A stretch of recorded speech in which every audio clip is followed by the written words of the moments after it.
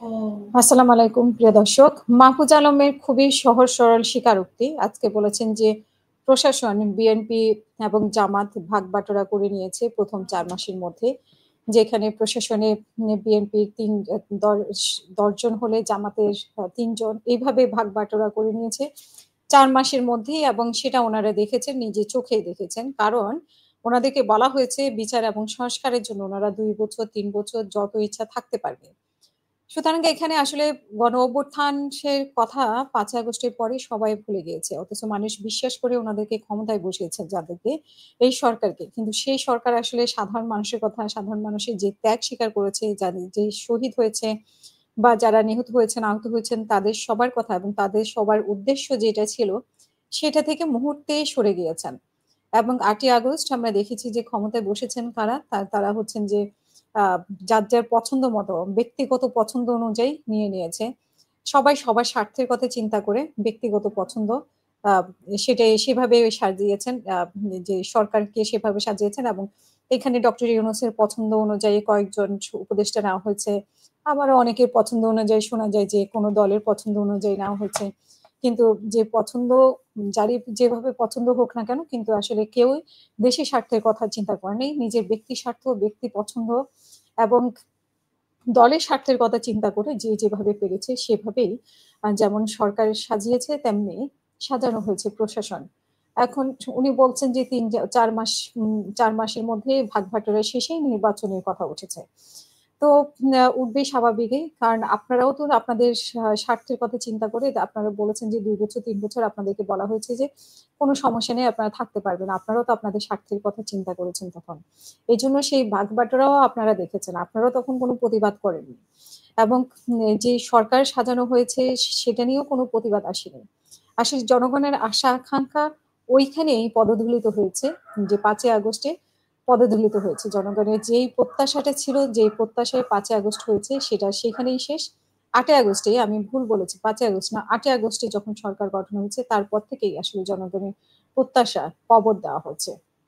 এখানে সরকারের স্বার্থ, ডক্টর ইউনূসের স্বার্থ, যার স্বার্থ, ডক্টর আসিফ নজরুলের স্বার্থ, মানে ব্যক্তিগত স্বার্থ অনুযায়ী উনারা সবকিছুই এখানে তো উনি বিএনপি এবং জামাতের কথা বলেছেন। কিন্তু নিজেদের স্বার্থের কথা বলেন নাই যে নিজেরাও নিজেদের এই যে কাজ হয়েছে ১২ মাস ১৩ মাস সেটাও কিন্তু নিজেদের স্বার্থ অনুযায়ী কাজ করেছেন।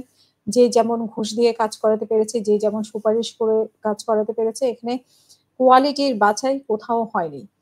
তো উনি যেটা বলেছেন যে আমি একটু যদি পড়ে শোনাই তা হচ্ছে যে আমরা যখন দায়িত্ব নিলাম তখন বিএনপি জামাতের লোকেরা এসে বলল যে ফেয়ার হতে হবে। ফেয়ার মানে কি?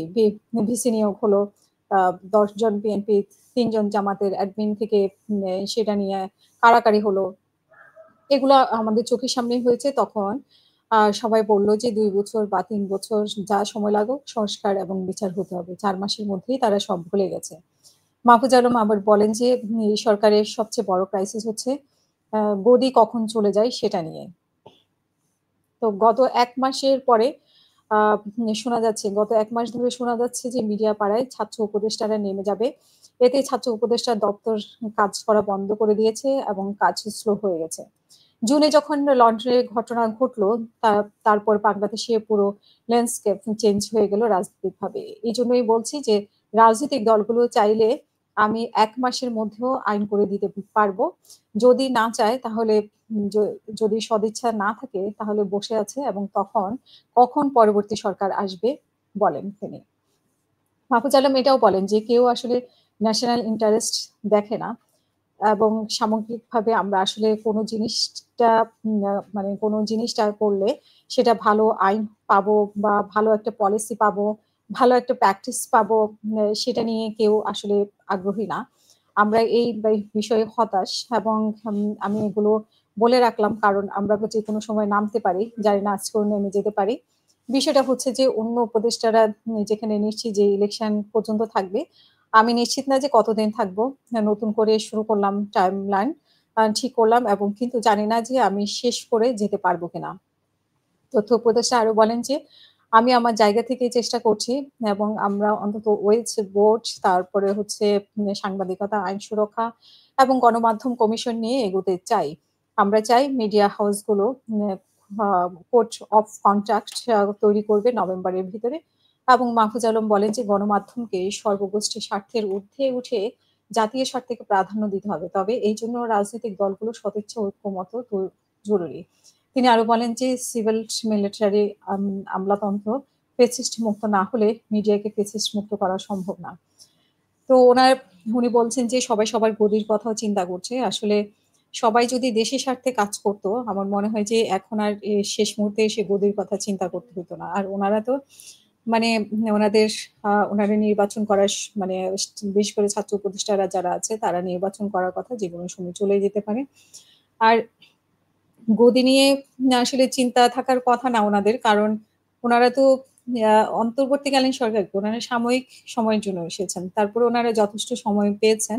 এই সময়টা ওনারা আসলে কিভাবে কাজে লাগিয়েছেন সেটা ওনারা জানেন। কিন্তু এনাফ সময় পেয়েছেন, এনাফ সময় থেকেছেন। তারপরে যদি এখন গদি নিয়ে চিন্তা করেন তাহলে তো খুবই খারাপ শোনায়। কারণ আপনারা তো গড়ি আরো আগে চলে যাওয়ার কথা ছিল। ঠিক আছে? আপনারা দেশের কাজ সুন্দরভাবে করে সুন্দরভাবে হস্তান্তর আরো আগেও করতে পারতেন যদি প্ল্যান ওয়াইজ কাজ হতো। তো সেটা আপনারা করতে পারেননি। এখন এসে আপনার উপলব্ধি হয়েছে এত মাস পরে এসে। তো এখন আপনার হয়তো উপলব্ধি হয়েছে আপনি কিছু কাজ করতে চান। আর কার উপলব্ধি হয়েছে আমরা ঠিক জানি না।